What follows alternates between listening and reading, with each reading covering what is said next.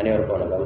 நேற்று நடைபெற்ற IPL league ஆட்டத்தில் டில்லி மற்றும் ராஜஸ்தான் அணிகள் டெல்லி அருண்ஜேட்லி மைதானத்தில் போட்டி நடைபெற்றது. டாஸ் வென்ற ராஜஸ்தான் அணி முதலில் பந்துவீச்சை தேர்வு செய்தது.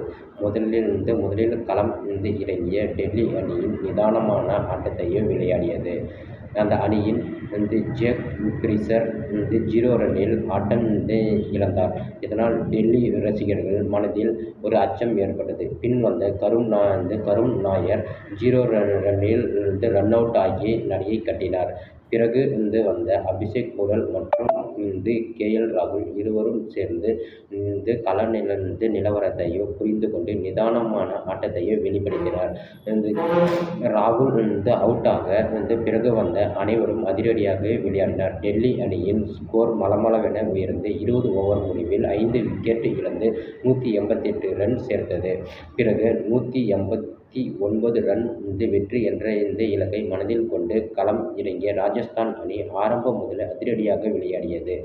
5.3 ஓவரில் கேப்டன் சஞ்சு சாம்சன் சதை பிடிப்பின் காரணமாக வெளியேறினார். பிறகு ஜெய்ஸ்வால் 51 ரன் எடுத்த நிலையில் அவுட் ஆகி வெளியேறினார்.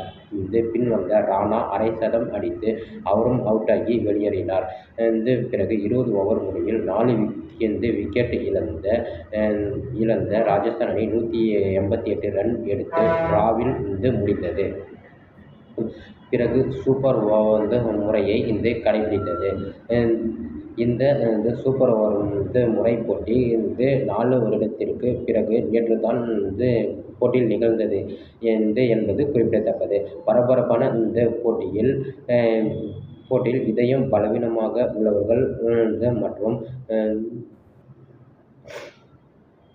மற்றும் பிரெக்னன்சியான பெண்கள் பார்க்கக்கூடாது என்பது காமெடியை போல் இந்த போட்டியில் காமெடி நடைபெற்றது.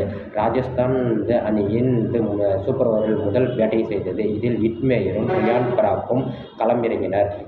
இருவரும் 11 ரன்கள் எடுத்த நிலையில் 12 ரன் எடுத்தால் வெற்றி என்ற நிலையில் டெல்லி அணியின் KL ராகுல் மற்றும் ஸ்ட்ரேயர் இருவரும் களம் இறங்கினார்கள். KL ராகுல் 3 பந்தில் 1 4 மற்றும் 3 ரன்கள் எடுத்தார். ஸ்ட்ரேப் 1 பந்தில் 6 ரன் அடித்து 13 ரன் எடுத்து வெற்றியை சுவைத்தது டெல்லி.